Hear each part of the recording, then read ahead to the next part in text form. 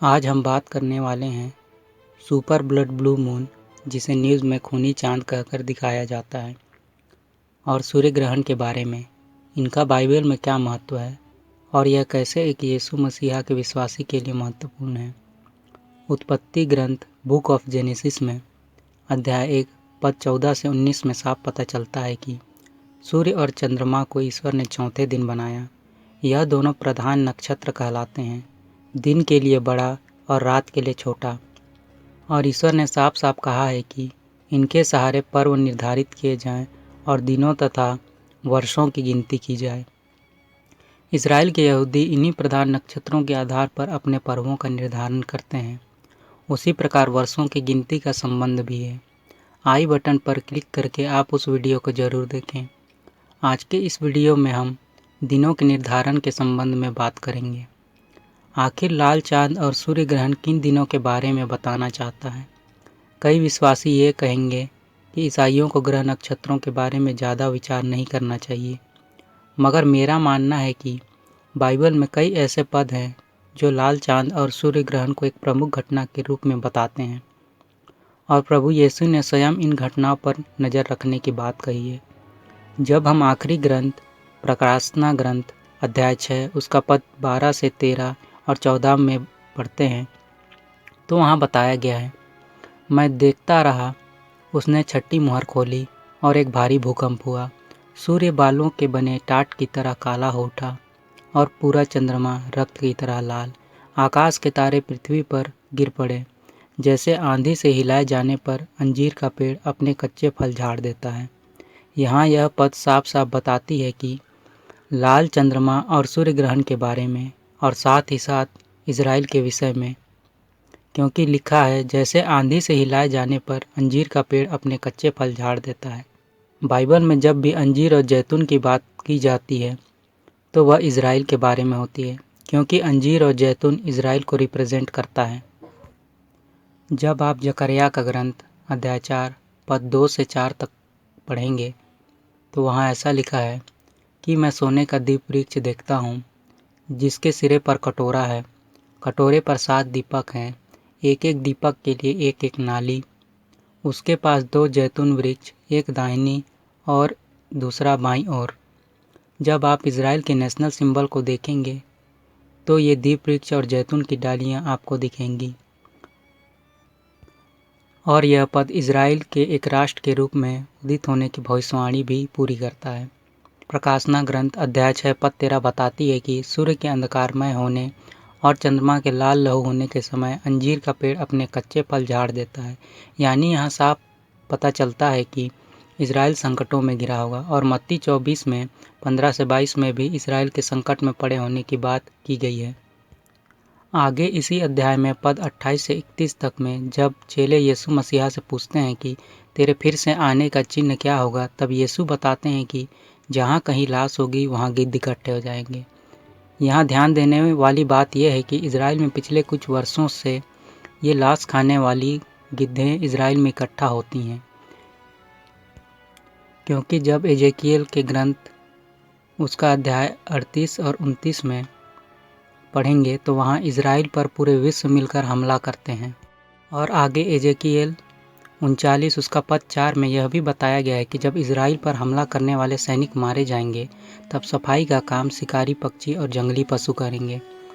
आगे मत्ती 24 में 29 में साफ बताया गया है कि उन दिनों के संकट के बाद सूर्य अंधकारमय हो जाएगा, चंद्रमा प्रकाश नहीं देगा और तारे आकाश से गिर जाएंगे और आकाश की शक्तियाँ विचलित हो जाएंगी। तब आकाश में मानव पुत्र का चिन्ह दिखाई देगा।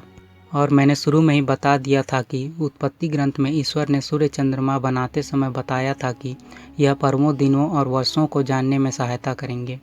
यहाँ दिनों की बात की गई है, और मत्ती 24 में भी उन दिनों के संकट के बाद सूर्य और चंद्रमा अंधकारमय और आकाश की शक्तियाँ विचलित होने की बात की गई है। और संत लूकास अध्याय 21 उसका पद 25 में बताया गया है कि सूर्य, चंद्रमा और तारों में चिन्ह प्रकट होंगे। इन सूर्य, चंद्रमा और तारों में चिन्ह प्रकट होने पर आखिर इन दिनों में क्या इतना बड़ा होने वाला है कि बार बार सूर्य के अंधकारमय और चंद्रमा के लहू होने की बात की जा रही है। आगे लिखा है, समुद्र के गर्जन और बाढ़ से व्याकुल होकर पृथ्वी के राष्ट्र व्यथित हो उठेंगे। लोग विश्व पर आने वाले संकट से आतंकित होकर निष्प्राण हो जाएंगे, क्योंकि आकाश की शक्तियाँ विचलित हो जाएंगी। तब लोग मानव पुत्र को अपार सामर्थ्य और महिमा के साथ बादलों पर आता हुआ देखेंगे। इन पदों से पता चलता है कि लोग इन नक्षत्रों में प्रकट होने वाले चिन्हों से आतंकित हो उठेंगे, जैसा आज न्यूज़ चैनलों में दिखाया जा रहा है। बीच में ब्लैक है और उसके बाद इस तरह का आज जो नज़ारा दिखाई दे रहा है, हम इस पे कुछ लोगों से यहाँ पे बात भी करेंगे कि ये जो दिखाई दे रहा है ये क्या है। कुछ समझ में इनको आ रहा है कि आखिरकार ये क्या चीज़ दिखाई दे रहा है। आसमान में अभी कुछ अचानक एक ऐसी चीज़ें दिखाई दे रही है जो समझ नहीं आ रहा। आप अपने के माध्यम से दिखा ही रहे, लोगों को पता नहीं क्या है, तो ऊपर वाला ही जाने। क्या दिखाई दिया आपको, क्या दिखाई दे रहा है? गोलनुमा एक ग्राउंड है, बीच में सूरज उगा हुआ है ना, जो कि पूरे अपने ये पर हैं। और पता नहीं, हम लोग बता नहीं सकते, हम लोग सिर्फ देख के ये सब थोड़ा सा भयभीत भी हो रहे हैं कि ये प्रकृति का कौन सा रूप है। एक तो कोरोना से लोग नीचे के लोग परेशान है, ऊपर क्या हो रहा है ये भगवान ही जाने। अभी इस तरह का दृश्य तो आसमान में दिखाई नहीं दिया था। जी कभी नहीं, हम तो अपने जिंदगी में नहीं देखे। इसी पद में आगे बढ़ने पर विश्वासियों को साफ साफ कहा गया है कि जब ये बातें होने लगेंगी तो उठ कर खड़े हो जाओ और सिर उठाओ, क्योंकि तुम्हारी मुक्ति निकट है। सिर ऊपर उठाने का मतलब यह है कि हमें आत्मिक रीति से खुद को तैयार करना है, सच्चा पश्चाताप करना है, जिससे जब वह रैप्चर के समय बादलों पर आएगा तो आप उठा लिए जाएं, क्योंकि उसके बाद प्रभु का प्रकोप पृथ्वी पर पड़ेगा। अब आप यह कहेंगे कि यह सूर्य ग्रहण, चंद्र ग्रहण तो आदिकाल से हो रहा है, अब जो ग्रहण हो रहे हैं उनमें ऐसा क्या खास है?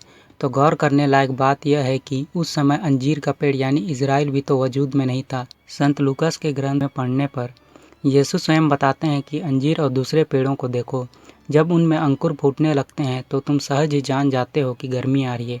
इसी तरह जब तुम इन बातों को होते देखो तो यह जान लो कि ईश्वर का राज्य निकट है। इन पदों में अंजीर और दूसरे पेड़ों को देखने को कहा गया है। आपको इतिहास मालूम होगा कि बहुत सारे देश जो दूसरे पेड़ हैं वो भी अस्तित्व में नहीं आए थे। हमारा भारत देश भी 1947 को एक मजबूत पेड़ के रूप में अस्तित्व में आया। उसके ठीक बाद 1948 को अंजीर यानी इजराइल का पेड़ राष्ट्र के रूप में अस्तित्व में आया। जब नूह भी बताता था कि जल प्रलय आ रहा है, तब किसी ने उस पर विश्वास नहीं किया और सब जानते हैं कि नूह ने नाव बनाकर तैयारी की, जबकि सभी भोग विलास में डूबे थे और उस नाव को देखकर उसका मजाक उड़ाया करते थे। इस मरुस्थल में हमें एक बूंद पानी के लिए तरसते हैं और ये कहता है कि जल प्रलय आ रहा है और नूह को छोड़कर कोई भी नहीं बचा। संत पेतरुस का दूसरा पत्र अध्याय 3 उसका पद 3 से 5 में लिखा है, आप लोग सर्वप्रथम यह जान लें कि अंतिम दिनों में उपहास करने वाले नास्तिक आएंगे। वे अपनी दुर्वासनाओं के अनुरूप आचरण करेंगे और कहेंगे, उसके आगमन की प्रतिज्ञा का क्या हुआ? हमारे पूर्वज तो चल बसे, किंतु सृष्टि के प्रारंभ से सब कुछ ज्यों का त्यों बना हुआ है। प्रचारक बार बार बता रहे हैं कि अब अंतिम समय आ गया है, प्रभु यीशु का आगमन निकट है, वह जल्दी ही आने वाला है। मगर आज प्रचारकों का मजाक उड़ाया जा रहा है। जैसे नूह के समय उसका मजाक उड़ाया गया था, वैसे ही आज प्रभु के दासों का मजाक उड़ाया जा रहा है। कुछ लोग रैप्चर को डिनाई कर देते हैं। कारण यह है कि अंग्रेजी और हिंदी बाइबल में ऐसा शब्द नहीं है, लेकिन कुछ ऐसे बाइबल वर्सेस हैं जो बताते हैं कि जब परमेश्वर का क्रोध धरती पर बरसेगा, उससे पहले प्रभु यीशु अपने विश्वासियों को उठा ले जाएंगे। इस प्रकार बचाए जाने को रैप्चर कहा जाता है। नूह अपने समय का सबसे धर्मी मनुष्य था, इसलिए परमेश्वर ने उसे महाजल प्रलय से बचाया था। ठीक उसी प्रकार महाविनाश करने से पहले करोड़ों लोग प्रभु यीशु मसीहा द्वारा बचाए जाएंगे रैप्चर द्वारा। इस प्रकार आप जान चुके हैं कि सूर्य, चंद्रमा और तारों में चिन्ह प्रकट होने का संबंध कहीं न कहीं यीशु मसीहा के पुनरागमन से जुड़ा हुआ है।